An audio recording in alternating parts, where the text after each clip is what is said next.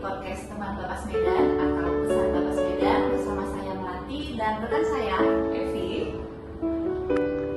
Langsung saja yuk kita berkenalan dengan Ibu Nurma Yuliati. Selamat pagi Bu. Pagi Evi, gimana kabarnya Bu hari ini? Alhamdulillah baik. Ya, semangat ya Bu, kita undang untuk podcast kali ini Bu, perdana ya di podcast kedua Bapas Medan. Ya, rasanya deg-degan ya mengisi podcast di Bapas Kelas 1 Medan.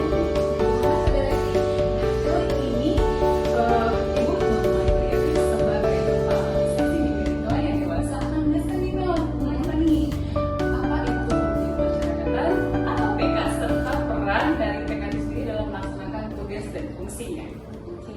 Nah, kalau begitu langsung aja di pertanyaan pertama. Apa sih pembimbing kemasyarakatan itu Bu?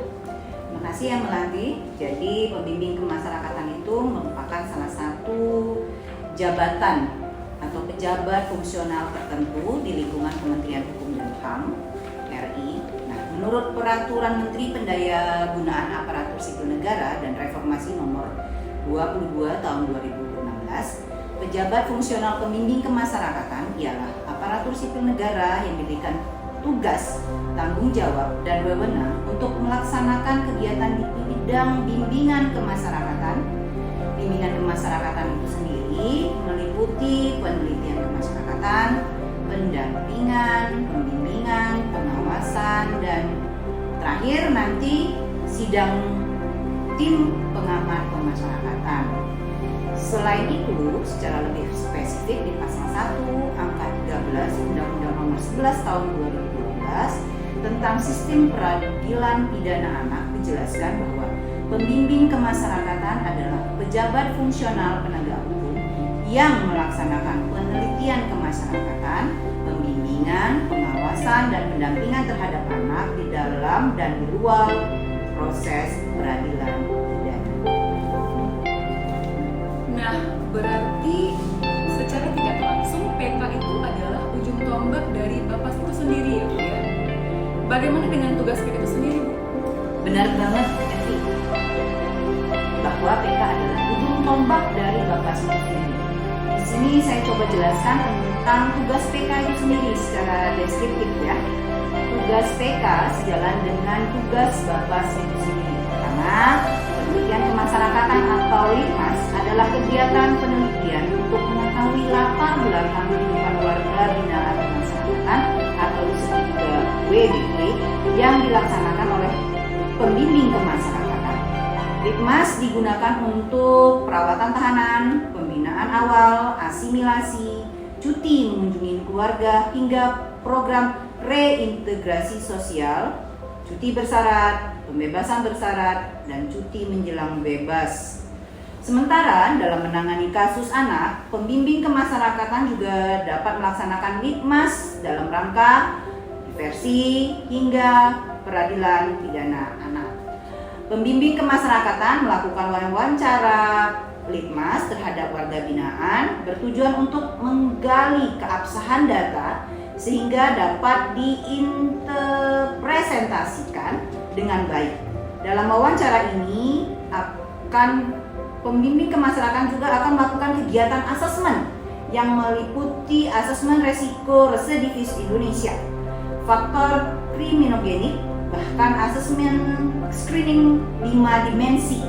Selain itu, pembimbing kemasyarakatan juga menggali data terhadap keluarga warga binaan itu sendiri dan pemerintah setempat di mana nantinya warga binaan tinggal setelah mendapatkan program reintegrasi. Kedua, tugas PK ialah pendampingan. Pendampingan itu yang pasti ada di pendampingan anak yang berhadapan dengan hukum atau yang disebut juga dengan ABH, dari proses pra-adjudikasi hingga post-adjudikasi, agar anak mendapat perlakuan hukum yang adil sehingga memenuhi keadilan restoratif, yakni penyelesaian perkara tindak pidana dengan melibatkan pelaku, korban, keluarga pelaku atau keluarga korban, dan pihak lain yang terkait untuk bersama-sama mencari penyelesaian yang adil dengan menekankan pemulihan kembali pada keadaan semula dan bukan pembalasan. Di sini pembimbingan kemasyarakatan harus bersifat netral dalam memberikan rekomendasi di proses diversi maupun proses peradilan pidana anak. Ketiga, tugas PK ialah pembimbingan terhadap warga binaan yang sudah menjadi klien pemasyarakatan. Pas, kegiatan pembimbingan ini bertujuan meningkatkan kualitas terhadap Tuhan yang Maha Esa, intelektual, sikap, dan perilaku, profesionalisme, kesehatan jasmani, dan rohani terhadap klien pemasyarakatan. Di sini, pembimbing kemasyarakatan memberikan motivasi dan memberikan solusi dalam permasalahan yang dihadapi oleh klien pemasyarakatan. Keempat, tugas pembimbing kemasyarakatan ialah pengawasan, yakni pengamatan dan penilaian terhadap program layanan, pembinaan dan pembimbingan warga binaan kemasyarakatan berdasarkan rekomendasi, laporan penelitian kemasyarakatan, atau penetapan putusan hakim, baik itu proses diversi maupun peradilan pidana anak. Pembimbing kemasyarakatan di sini mengevaluasi program-program yang dijalankan oleh warga binaan pemasyarakatan tersebut atau klien anak maupun klien pemasyarakatan. Selain itu, pembimbing kemasyarakatan juga melihat dampak yang terjadi terhadap program yang dilaksanakan. Terakhir, tugas pembimbing kemasyarakatan ialah sidang TPP atau sidang tim pengamat pemasyarakatan, yakni kegiatan yang dilakukan oleh tim pengamat pemasyarakatan untuk memberikan saran dan rekomendasi mengenai penyelenggaraan pemasyarakatan. Sidang TPP dilaksanakan setelah pembimbing kemasyarakatan melaksanakan wawancara pembuatan penelitian kemasyarakatan atau LIPMAS dan memberikan rekomendasi terhadap rencana pembinaan terhadap warga binaan atau klien pemasyarakatan. Wah, luar biasa sekali ya Bu untuk tugas PK ini ya. Iya. Sangat banyak ya Bu. Banyak banget. Tadi dengar nih Bu, salah satu tugas PK adalah pendampingan. Nah, seperti apa peran PK dalam hal ini Bu? PK atau pembimbing kemasyarakatan di sini juga menjadi wakil fasilitator dalam upaya diversi dengan pihak-pihak terkait di dalam setiap tingkatan baik pendidikan, penuntutan, dan pengadilan. Diversi itu hukuman di bawah, ancaman hukuman di bawah 7 tahun ya. Proses diversi baru bisa dilaksanakan ya. Jadi upaya diversi sendiri merupakan pengalihan penyelesaian perkara anak dari proses peradilan pidana di luar proses peradilan pidana sesuai dengan penjelasan pasal 1 angka 7 Undang-Undang Nomor 11 Tahun 2012 tentang Sistem Peradilan Pidana Anak. Di dalam upaya ini, PK sebisa mungkin melakukan pendekatan persuasif kepada pihak korban dan pelaku agar perkara tersebut bisa diselesaikan secara kekeluargaan dengan syarat dan ketentuan yang disepakati kedua belah pihak dan tentunya berdasarkan dari Undang-Undang Nomor 11 Tahun 2012 ya, mengacu ke situ. PK juga harus ada di saat sidang anak. Kalau proses jadinya peradilan pidana anak ya, PK juga harus ada di sidang anak sewaktu berlangsungnya sidang.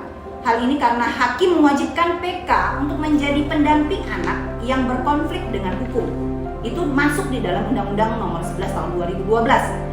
PK berperan untuk membacakan rekomendasi di dalam laporan hasil penelitian kemasyarakatan terkait hukuman yang terbaik bagi anak.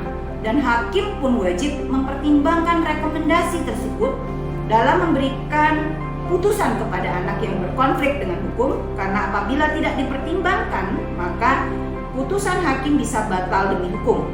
Hal tersebut sangat jelas tercantum di pasal 55, pasal 57 dan pasal 60 Undang-Undang Nomor 11 Tahun 2012 tentang Sistem Peradilan Pidana Anak. Nah, tadi Melati sudah mempertanyakan Ibu tentang salah satu tugas PK, yaitu pendampingan. Saya penasaran Ibu tentang tugas PK dalam pembimbingan terhadap warga binaan kemasyarakatan. Boleh dijelaskan bagaimana peran PK dalam membimbing klien kemasyarakatan di Bapas Medan? Baik, coba saya jelaskan ya. Saya jelaskan dulu tentang narapidana dan anak yang telah mendapatkan hak asimilasi dan integrasi, maka selanjutnya akan disebut sebagai klien pemasyarakatan. Klien pemasyarakatan ini berada di bawah dari Bapas kelas 1 Medan, di mana penyusunan program pembimbingan dan pengawasannya merupakan tanggung jawab pembimbing kemasyarakatan yang menangani klien tersebut atau warga binaan tersebut atau anak yang berhadapan dengan hukum tersebut. Di bawah atas Bapas, PK membuat program pembimbingan dan pengawasan kepada klien pemasyarakatan melalui penelitian kemasyarakatan dan asesmen yang terdiri dari asesmen resiko residivis Indonesia atau disebut dengan RRI dan asesmen kriminogenik. Dari hasil penelitian kemasyarakatan dan asesmen tersebut, maka pembimbing kemasyarakatan bisa memetakan tingkatan pengulangan tindak pidana dan kebutuhan-kebutuhan klien pemasyarakatan yang harus dipenuhi. Selain itu, PK mulai melaksanakan program pembimbingan dan pengawasan dengan melibatkan pihak ketiga. Hal tersebut dilakukan agar pembimbingan dan pengawasan terhadap klien pemasyarakatan lebih maksimal. Karena parameter keberhasilan pembimbingan dan pengawasan adalah ketika klien pemasyarakatan bisa kembali berbaur ke dalam masyarakat dengan menjadi pribadi yang lebih baik secara mental, sikap, spiritual, dan mempunyai skill yang baik. Nah Bu, kira-kira kalau di Bapas kelas 1 Medan itu sendiri yang paling banyak ditangani oleh PK pidana apa ya Bu? Kalau sekarang yang ada di Bapas kelas 1 Medan, tindak pidana yang paling banyak itu tindak pidana pencurian.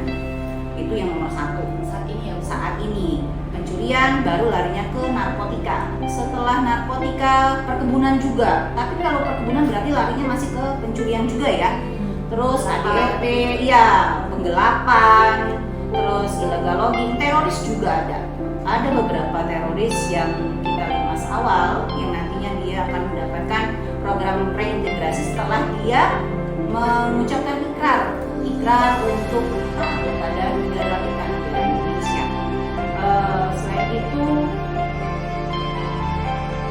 rasanya paling banyak itu ya pencurian, narkotika, penggelapan, illegal logging, perkebunan, KDRT, terorisme, pencabulan lah salah satunya, perlindungan anak ya, itu dilakukan mungkin kekurangannya dari klien kita sendiri ataupun kelalaian juga dari pengawasan. Kalau untuk anak-anak, pengawasan dari orang tua terhadap gadget kita, di mana mereka gampang sekali untuk mengunduh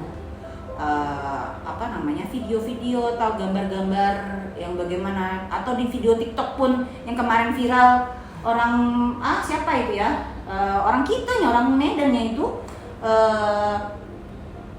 heboh video pakai jilbab, cuma ada yang terlihat dari tubuhnya dia. Itu juga mesti ada pengawasan dari orang tua ya untuk anak-anak, terlebih khusus di media sosial ya. Iya, untuk media sosial saya minta tolong untuk orang tua, jangan selalu larinya ke guru atau ke